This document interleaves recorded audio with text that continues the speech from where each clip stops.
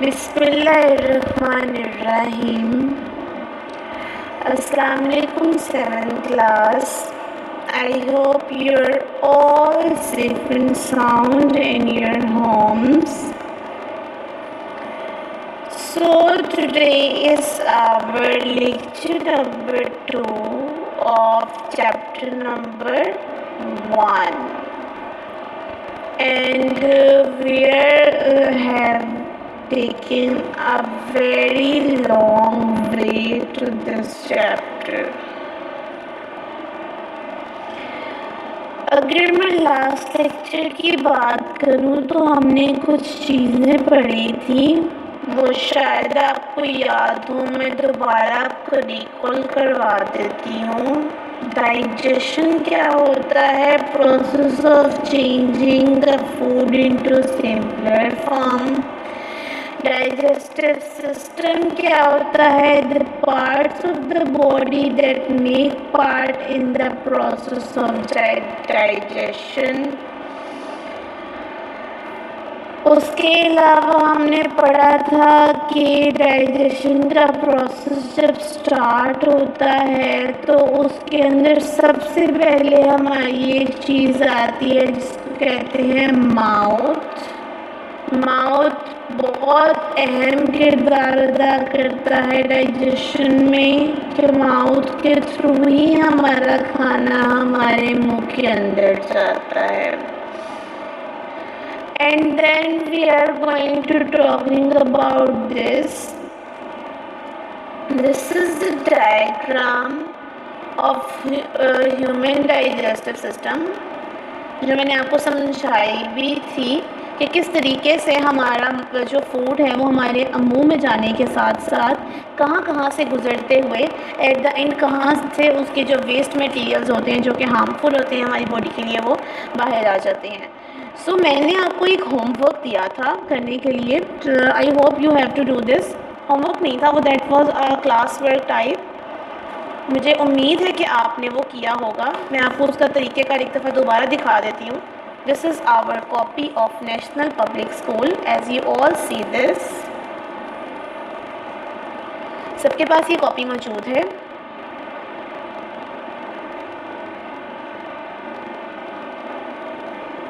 Okay, we have to do this. Start, मैंने इसका start कर दिया है। अगर किसी को पेज रेडी करना नहीं आता तो वो अच्छे तरीके से देख ले कि पेज रेडी कैसे करना है। So I have to write it chapter number 1, human organ system. सबसे पहले चैप्टर का नंबर, फिर चैप्टर का नाम एंड देन डिटेल। डिटेल में हमारी 3 चीज़ें आ गई हैं, question answers, diagrams and exercise. Diagrams भी वक्तन फ़वक्तन मैं आपको बताऊंगी कि बनानी कैसी है, या आप लोगों ने कैसे खुद आप लोग देख के भी बना सकते हैं। एंड क्वेश्चन आंसर्स तो आपको वो साथ साथ ही करवाऊंगी। And at the end our exercise. जो काम स्टार्ट मैंने करवाया था आपको, मैंने आपको इस तरीके से कहा था, अगर किसी ने नहीं किया तो वो कर ले। डेट आपने वो लास्ट वाली ही लगानी है जो आपके फर्स्ट लेक्चर में थी। You have to see this, that June 17, 2020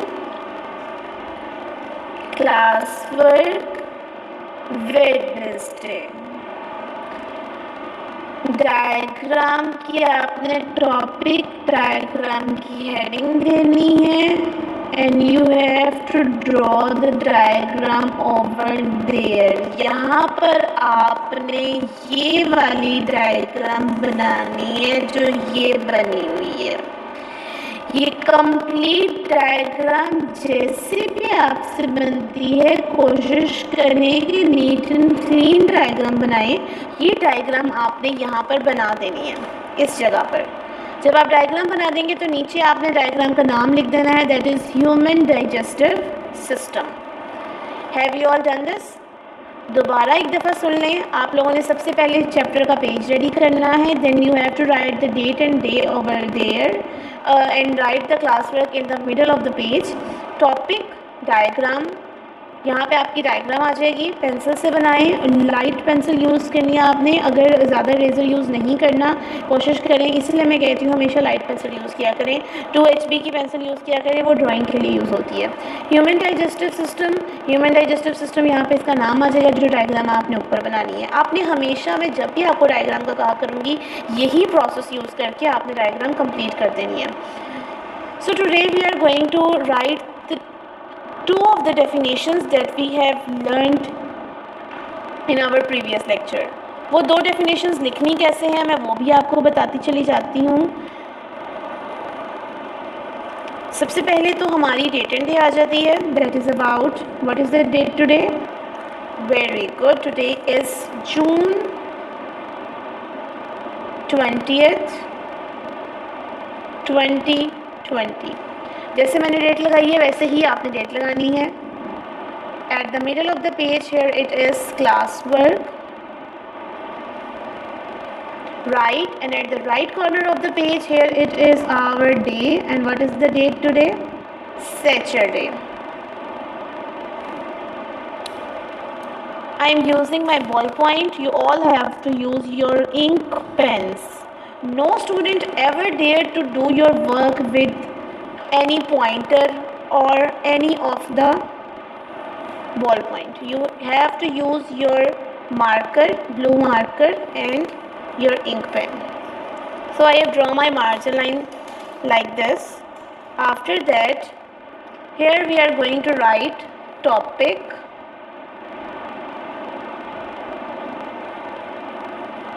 with marker, topic, and after that we are going to write definitions,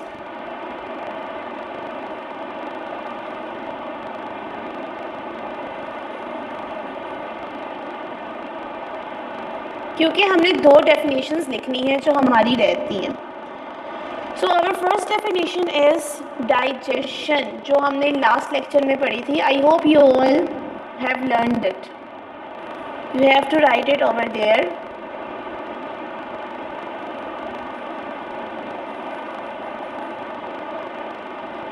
Digestion. After that you put up the inverted commas like this, and you have to write the definition of digestion: the process of changing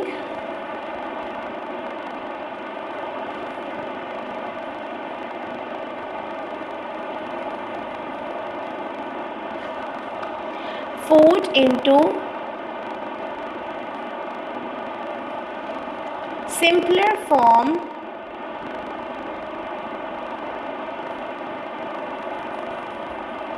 is called digestion.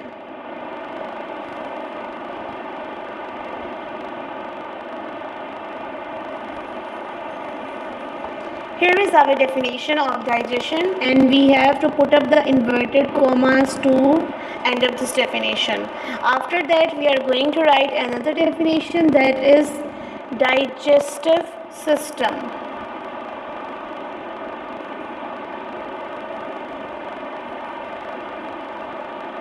Digestive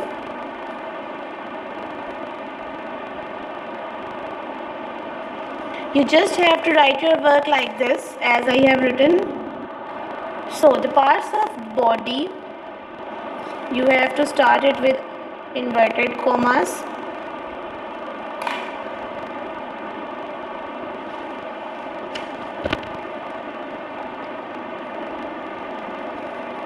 The parts of body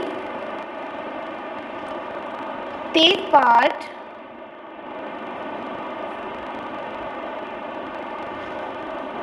In the process of digestion,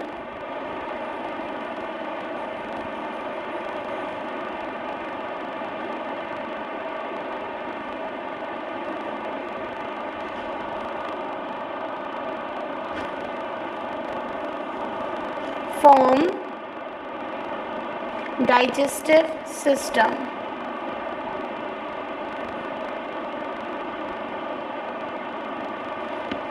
Here it is. We have to complete this by closing the inverted commas. So this is our previous lecture जो मैंने आपको करवाया था, and today we have to do our copy work of this. ठीक है, this is our class work Saturday and our date. The topic definitions, digestion or digestive system. The most important thing that you have to do is underline all the things that you have to write with your markers. So this is it. Draw the line over the headings.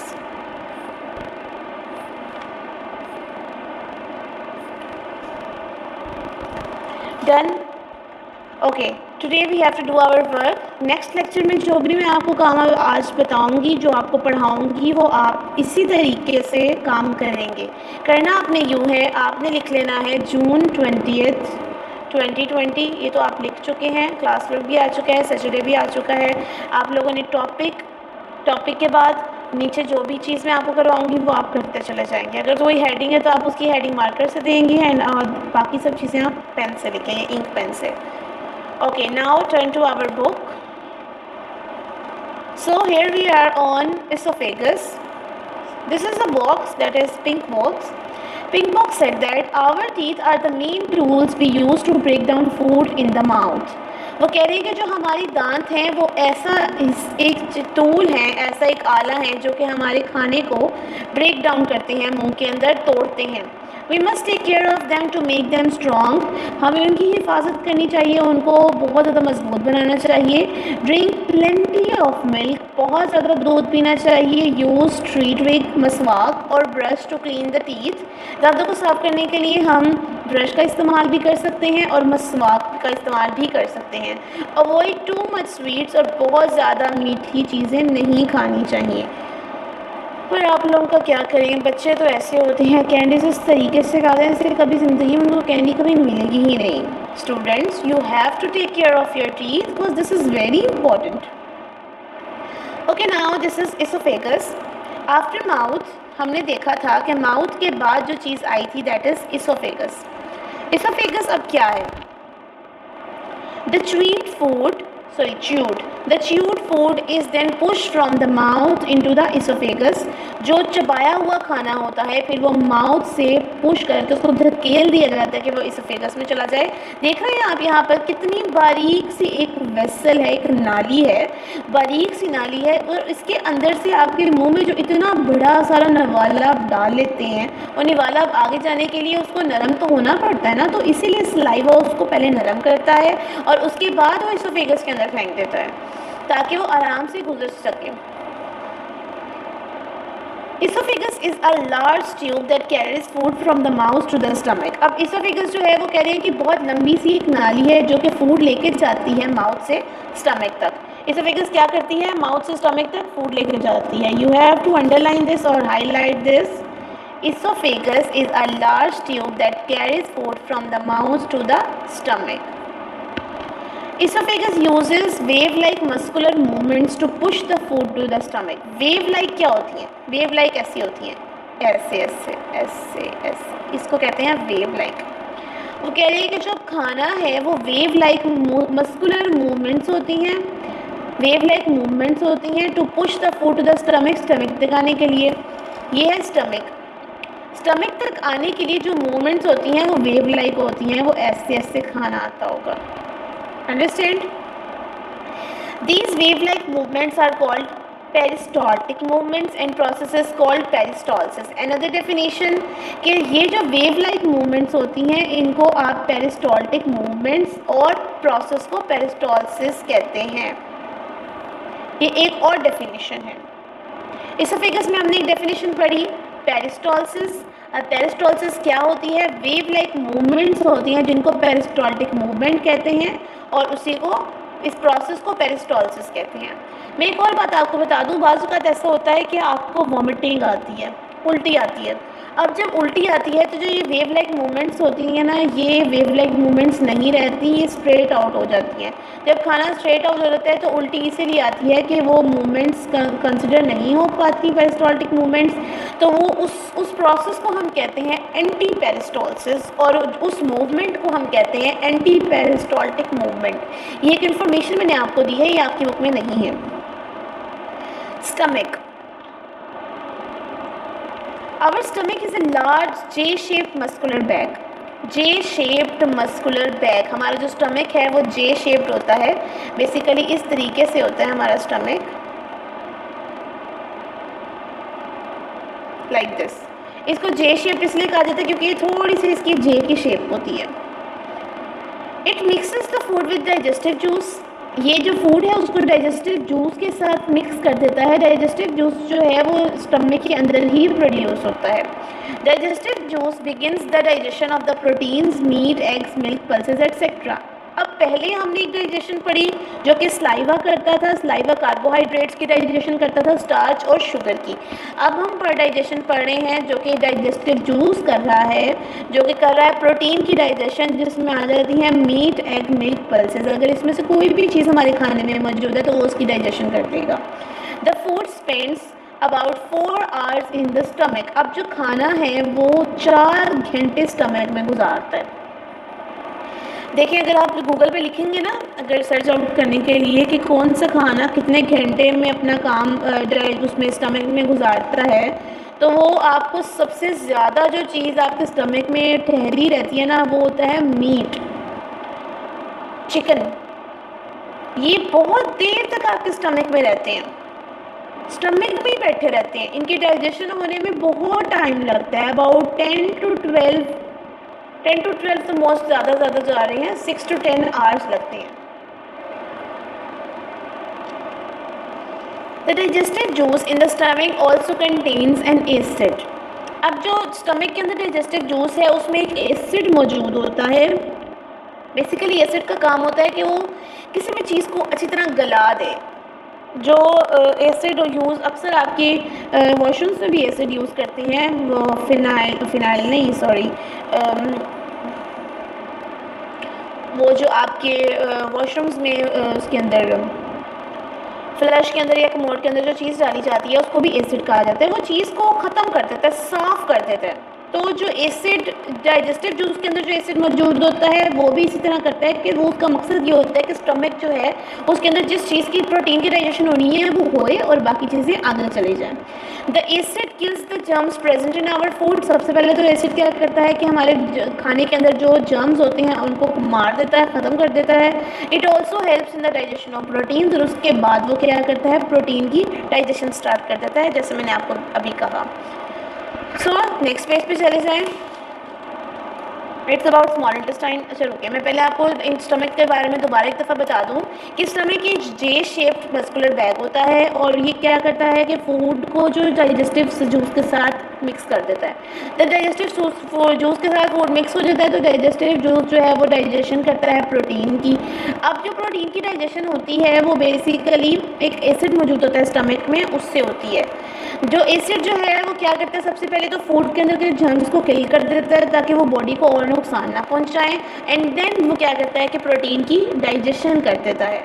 आपको पता है आजकल जो कहा जा रहा है कि आपका इम्यूनिटी पावर बहुत स्ट्रॉन्ग होनी चाहिए, वो क्यों कहा जा रहा है कि जो लोग बहुत ज़्यादा चीज़ें में से इस तरह की चीज़ें खाते हैं, जैसे मीट खा लिया, एग खा लिया, मिल्क, पल्सेस, इस तरह की चीज़ें जो खाते हैं उनके खानों में प्रोटीन बहुत ज़्यादा होती है। और जब वो ये चीज़ें खा रहे होते हैं तो उनके जो बॉडी है वो इन चीज़ों से बहुत ज़्यादा स्ट्रॉन्ग भी हो जाती है, उनका इम्यूनिटी सिस्टम इससे ज़्यादा होता है क्योंकि प्रोटीन उनको ज़्यादा मिल रही होती है। अब जो लोग इन चीज़ों का इस्तेमाल कम करते हैं उनकी इम्यूनिटी पावर भी कम होती है। जब उनकी इम्यूनिटी पावर कम होगी तो अगर वो इन चीज़ों के अलावा कोई भी और चीज़ खाएंगे तो वो चीज़ का उनको फ़ायदा तो होगा नहीं, बल्कि उस चीज़ से जो जर्म्स आएंगे वो ये किल नहीं कर पाएगा अच्छे तरीके से स्टमक के एसिड। तो जब वो किल नहीं कर पाएगा तो आपकी बॉडी में जर्म्स पैदा होते चले जाएंगे, बीमारियाँ बनती चली जाएंगी। So this is all about our immunity power. Immunity power को बढ़ाने के लिए, इन्हांस करने के लिए हमें 4 चीज़ों की सिर्फ ज़रूरत है: meat, egg, milk, pulses etcetera. Okay, so today we have to do the one thing that you have to learn all these 2 topics. You have to learn esophagus and you have to learn stomach. Okay, 7th class, this is your notes of NPS, national Public school की तरफ से जो आपको notes दिए जाते हैं वो मैं आपको दिखा रही हूँ। इट इज़ आपके पास, सबके पास ये मौजूद होंगे। अब आपने इनके साथ करना क्या है? It's all about the science lecture. ये रहा आपका पेज नंबर, अगर मैं देख सकूँ तो 3 है। Page number 3 is over there. You have to write the question number 1. Explain the process of digestion of food in the mouth and the stomach. This is your classwork. आपने process लिखना है digestion का, digestion of food का in mouth and stomach. Mouth और stomach दो आप यहाँ से भी देख के लिख सकते हैं, इट इज़ वेरी इजी, और आप बुक से भी देख के लिख सकते हैं, वो भी सेम टू सेम है। तो आप जहाँ से चाहें देख के लिख सकते हैं। एक काम जो आपने करना है वो क्या करना है कि आपने इनके ऊपर हेडिंग दे देनी है, जैसे आपकी बुक में दी गई है। इसके ऊपर दे देनी है माउथ और इसके ऊपर दे देनी है स्टमक, ठीक है, ताकि आपकी हेडिंग्स क्लियर हो जाए, तो हमें पता चल जाए कि ये आपने दो चीज़ों के बारे में बताया है। सो ये आपने काम कर लेना है। This is your class work of today. इसी तरीके से जैसे आपको मैंने आज कॉपी पे काम करवाया है, उसी तरीके से आपने ये काम कर लेना है, like this. You have to write the date, class work Saturday, topic आप लिख लेंगे, क्वेश्चन आंसर्स जैसे आप एज इट इज़ लिखते हैं, और उसके बाद क्वेश्चन नंबर 1 आ जाएगा और वो क्वेश्चन आपने सारा क्लियर आउट लिख लेना है। ठीक है, नेक्स्ट लेक्चर में आपसे मुलाकात होगी। अपना बहुत ख्याल रखिएगा, और ये जो मैंने आपको एक क्वेश्चन दिया है ये भी याद कर लीजिएगा, और ये एसोफेगस भी एक छोटा सा बस पैराग्राफ है, ये भी आपको याद होना चाहिए। इंशाल्लाह मुझे दुआ में याद रखिएगा। अल्लाह हाफ़िज़।